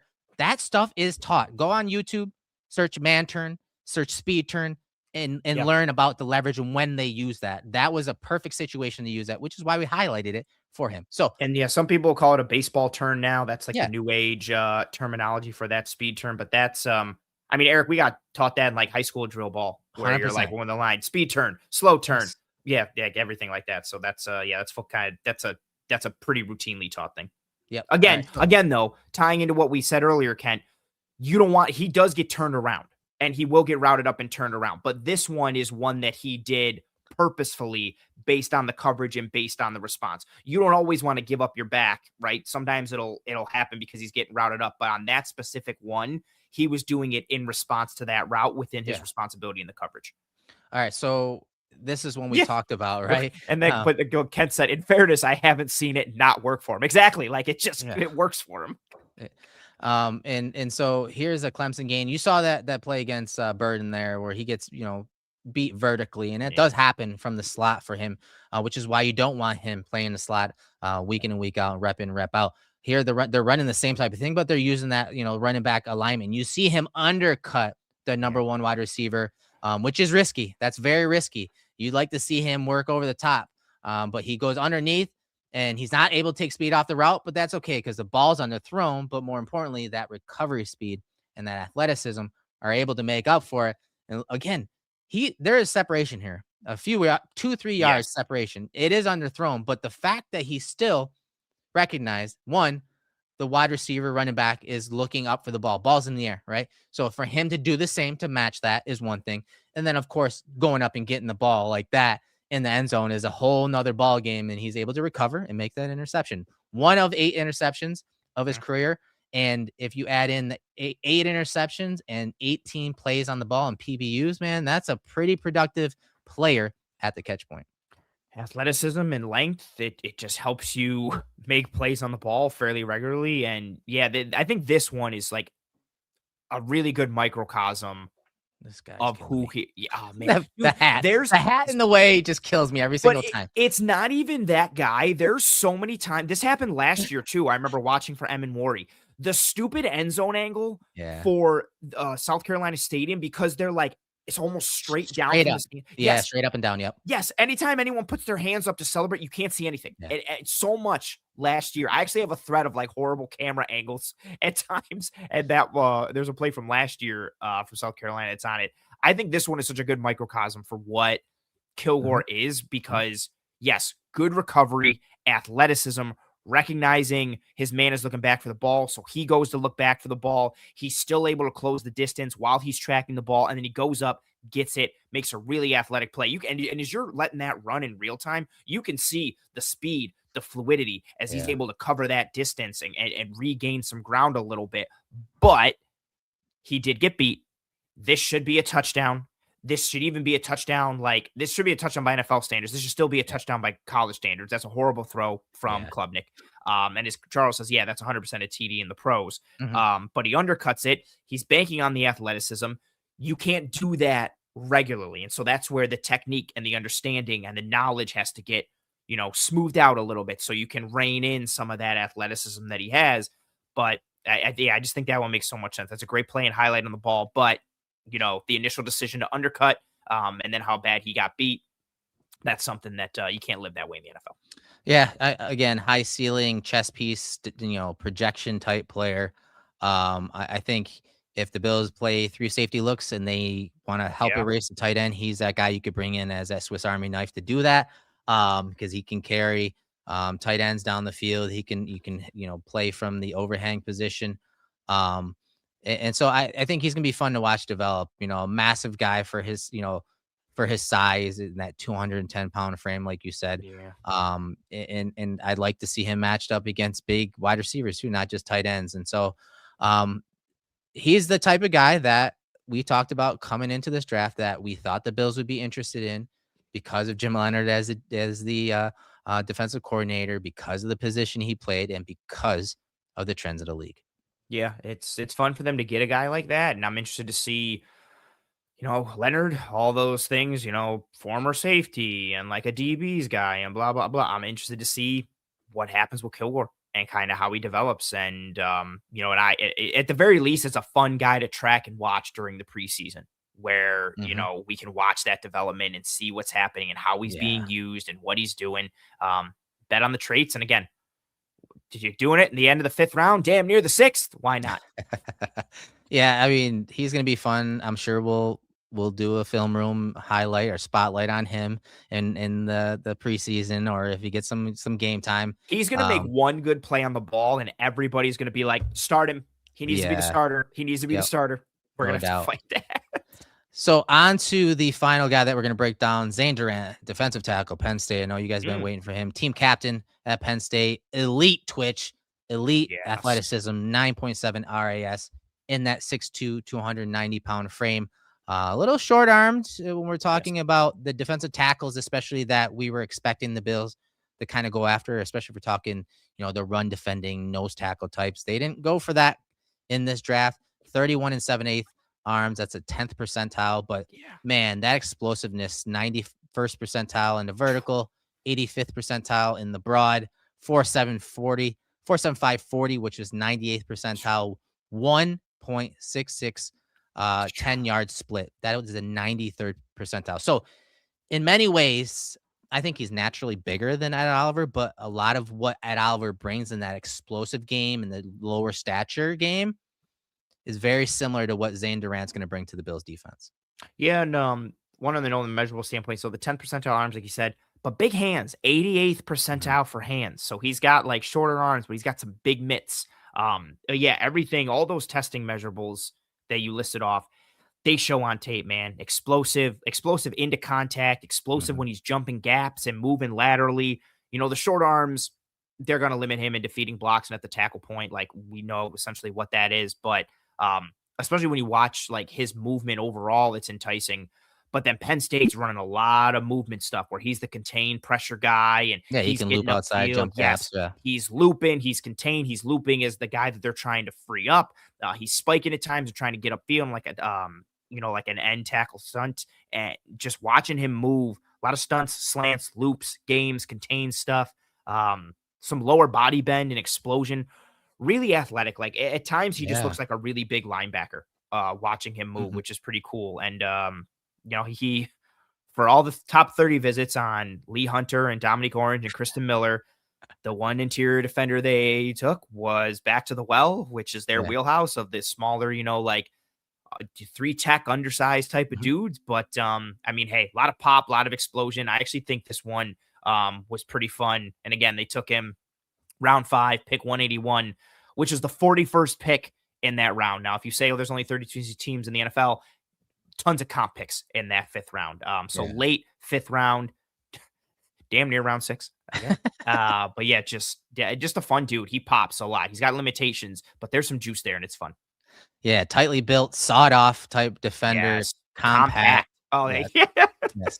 Gap shooter, penetrator, as Dame says in the chat. Good thing this will be a movement penetrating front. Yeah, and again, that the type of traits that are similar to Ed Oliver, which again, I think that's the Bills. I think that's Jim Leonard committing to what they're gonna put, on paper right now. Zane was our Grayson Halton Yeah. consolation prize. Yeah, yeah, he Yeah. brings a lot of Fair. that same type of stuff.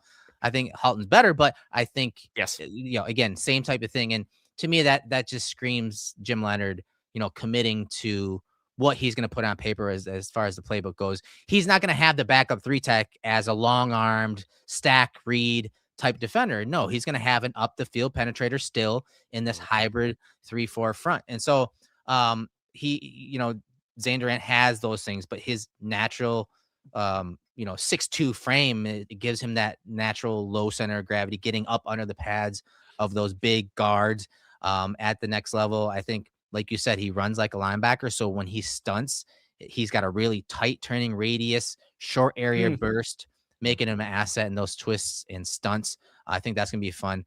Um, so yeah, I mean the short arm things, it's a negative. There's no doubt about it. He's not going to stack and shed a lot. He's going to rely on that natural, low center of gravity, get up under and kind of anchor at the point of attack.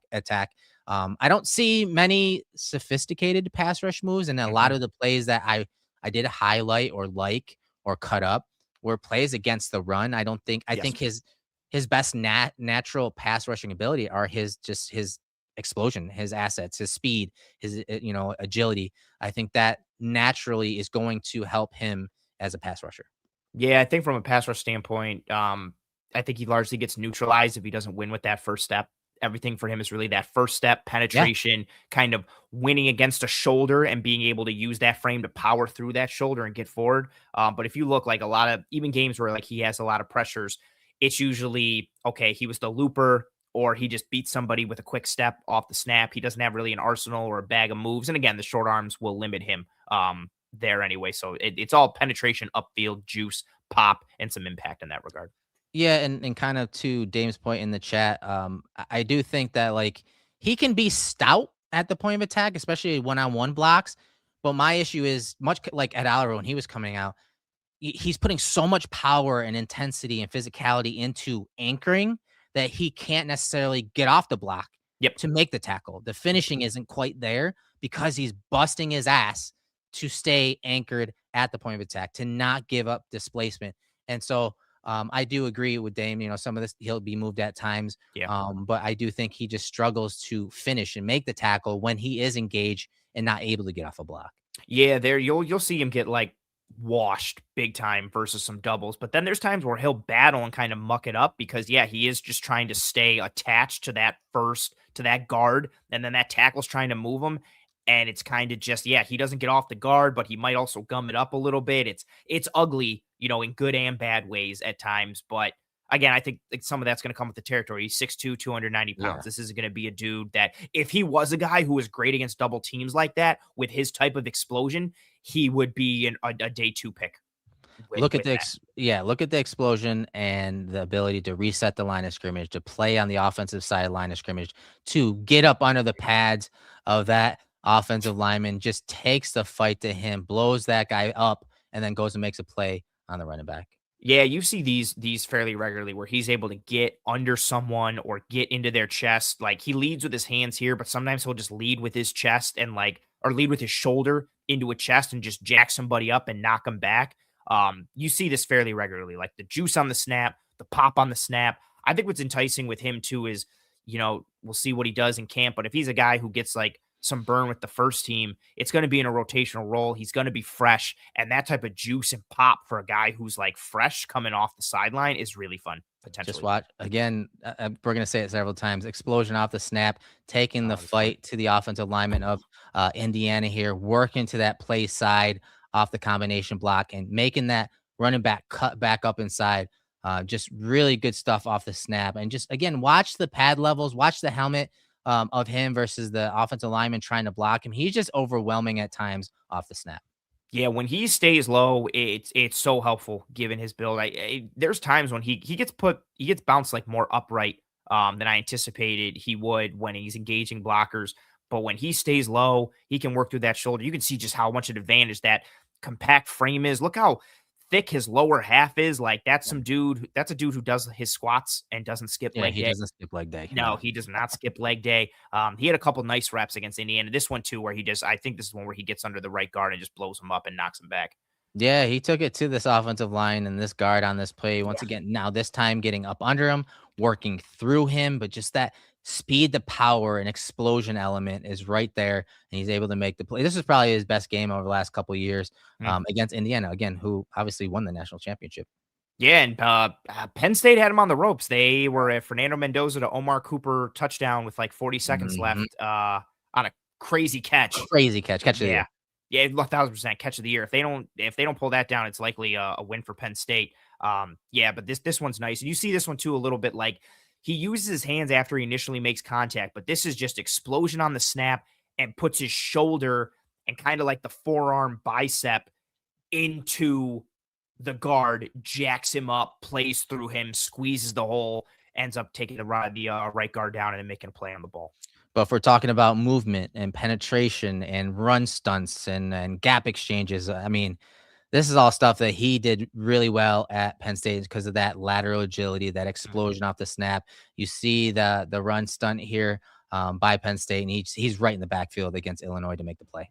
Yeah, this is routine for him. Like, in fact, this is probably one of the easier ones for him. Like, he's just going A gap to A gap, but you'll watch him go like B to far side A. Like, he can jump. He can. I don't want to say scoot because I feel like that implies like a short, choppier, like Stewie Griffin type of tick, tick, tick. Like, Yeah. he's got legit pop when he switches gaps, when he moves. You see that explosion, you see that agility, you see that 85th percentile broad jump type of movement there. I expect to see that a lot with the Bills. Yeah, here's some pass rush stuff. Really nice swipe here from Yeah. initially lining up just inside the guard. He works across the face of the center. Nice swipe there, splits that little help block there, and is just disruptive. And that's what, like you said, when he wins as a pass rusher, it's because of that explosion, that first step burst. And you see that here. But there's definitely something to work with if we're attacking edges with speed and explosion. He has that in spades. And so again, that's the area I want to see him develop over the next few years. Yeah, I'd like to see him be able to, build on that first step explosion and the pop that he has in his lower body. And if he can start to like time it with some swipes and some good hand usage, he has the ability to kind of, I think he could like shake some dudes at the line and start to Mhm. create some movement for him. I don't think he's ever going to be this dude who just, yeah, has a flurry of moves, but Right. he does have legit like special twitch and explosion in his steps. And if he can time it like this one, if the hands help keep him clean, but it's that step, that gets him there, like we talked about and like you highlighted. And if he can do things like this, I think this could potentially help him succeed at that level where he can just step with the left and then bang, quickly change Mhm. direction. You catch a guy out, keep yourself clean with a quick swipe or maybe like a club into a rip, and then make your way through upfield. I just picture him early in his career with Jim Leonard and Leonard scheming up something in an obvious pass rush situation or passing situation that schemes him up to give him an advantage. You give him a one-on-one block so he Mhm. can maximize things like that. And you see, while this play is completed, you see this exit stunt where the edge defender is, kind of spiking inside, and then Durant's faking like he's going up the field into the gap, and then you see him loop. Like these are the type of things that we used to love run exit stunts with Yeah. Kyle Williams and Lorenzo Alexander. Just imagine, Zane Durant running these type of things under Jim Leonard in certain situations. I could see him being an asset or a weapon when it comes to that. Yeah, exit stunts and tech stunts are back on the Hmm. menu, baby. And Hmm. just look how he closes down on Mendoza here and like the movement in space. Mendoza gets flushed from the pocket. And look at him just that's really good movement Hmm. for a defensive tackle. And again, he's an undersized defensive tackle, but that's still 290 pounds. That's moving pretty well, pretty fluidly, and pretty powerful Yep. in space. And he closes down quickly on Mendoza. That's nice. Here's another one. This is more the text variety against Nebraska. You see him go first, but I love his change of direction here. So he becomes the edge guy and kind of that contain type rusher, and you see him beat the hands of that guy. So he wins the edge as the QB takes a really deep drop. He wins that edge, and he's about to get the quarterback. He sees the quarterback stepping up because his teammate flushes him out wide, and you see him change direction and use that tight turning radius to go bring him down. And that's what I was talking about as far as the linebacker skills and ability to turn a corner. You can see him stop on a dime, change direction, and go make a play. He does it against Northwestern on the film. I don't have it here, but he does it against Yes. Northwestern. He rushes out wide, and then that quarterback steps up and runs it and scrambles, and he just steps, with his left foot plants and then goes back up the pocket to make the tackle. You see that change of direction. You see that explosiveness also translate when he is in attack mode, like you see here. Yeah, that one that comes to mind immediately for me against Northwestern, like he gets back up and essentially like retraces, and I think it's on the QB draw. Draw, yeah. Yeah, and just really nice that he's got some good cleanup potential. If some guys can get the quarterback off his spot because of how explosive he is and how well that's going to translate in short areas and in the pocket, he's got some cleanup potential. Again, The I don't. sim pressures or the Yes. creeper pressures where he becomes the contain rusher, slanting two gaps out wide, and then Yep. that pressure does get home. The quarterback pulls it down, tries running. Yet to your point, he could be that cleanup guy. And I mean, again, with that athleticism, he's going to close that gap and make plays. Yeah, with all that length and compression in the Bills' edges, and even, I know people are down on Terrell Bernard. Terrell Bernard's a really good blitzer. Like Ed Oliver can penetrate, like Deion Walker can penetrate, like all the movement and like pocket killing presence. And then you get a guy like that whose responsibility is, yeah, hey man, you're the contain guy. Just loop and sit there and then clean up anything if the quarterback escapes to you or steps up. He can close that down in a hurry.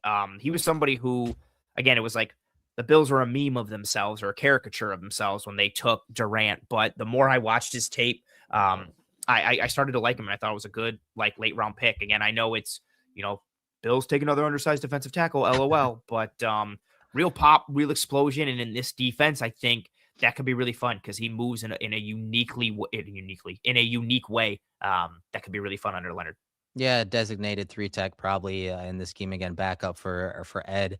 Yes, undersized, and he won't be your primary run clogger. There's no doubt about that. But that athleticism, that 4.7 speed, that 290 lower compact, frame explosiveness, like that is something you can work with, especially in those creeper sim pressure looks, and especially in those 3rd and long looks where you get to scheme up and have some fun as a defensive coordinator. He's a guy that, you can use that 1-6-6 10-yard split, that explosiveness, that elite level burst at defensive tackle, and quick pressures and putting that pressure on a QB quickly is something that we always want for the Bills.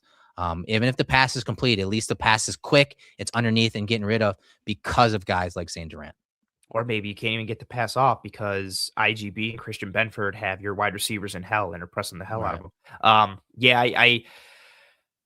We talked about it so much in the offseason, and I think the Bills draft and free agency moves have just reinforced it even further. Like, you're just going to see a lot of movement. It's going to be a lot of run stunts. It's going to be a lot of blitzes. It's going to be sims. It's going to be creepers. You're going to see gap exchanges. You're going to see guys jumping gaps, shifting gaps. They're going to look to cut off certain aspects of the field and kind of make an offense operate within a phone booth.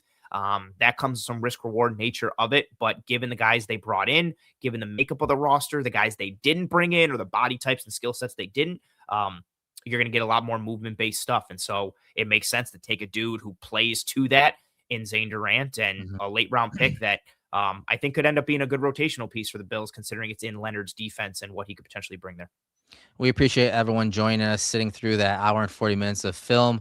Again, we didn't get to do the whole draft class, but I mean, follow us on social media. We've covered everyone, and we will continue to cover everyone in the draft class.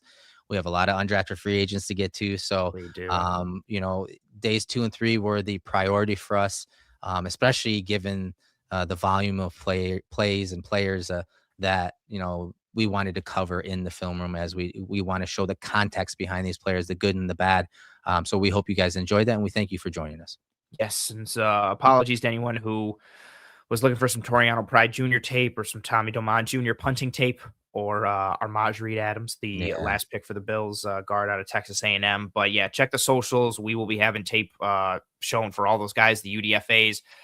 A lot of guys to get to. The Bills made a lot of picks. The Bills got some UDFAs that they added to. They had some roster spots to fill. So there's a lot of guys to get through. And we never just go for like 1 or 2 games for guys. We get a proper sample size. So it takes a while to get through everything. But yeah, thank you to everyone who tuned in today. Thank you to everyone who tuned in Monday. We appreciate you folks. And we are in the thralls of the offseason now, really kind of breaking everything down and figuring out what this team is going to look like now that the roster is largely in shape. And we'll start breaking down further things from an individual player standpoint, holistic team standpoint, and all those aspects. And we will be here live pretty much every Wednesday. You might get the one-off, random day episode or time episode like we did this week. But if you enjoyed this content, please, and thank you here on YouTube. Drop a like on this video. Turn on notifications for the Cover One Film Room playlist. Subscribe to the Cover One channel, where we have content coming across a good chunk of every single day of the week from a Bills standpoint, different levels and depths and things that you are potentially looking for there.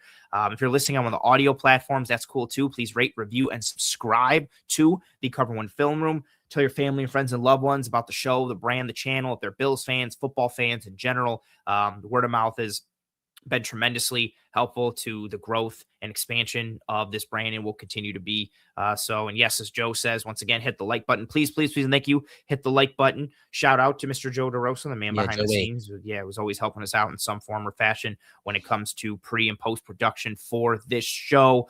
We hope you folks enjoyed this episode. Enjoy the rest of your day. Enjoy the rest of your week.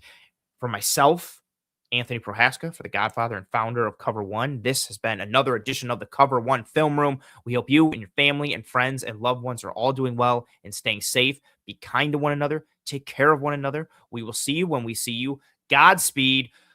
Go Sabres. Say praise. Go Sabres.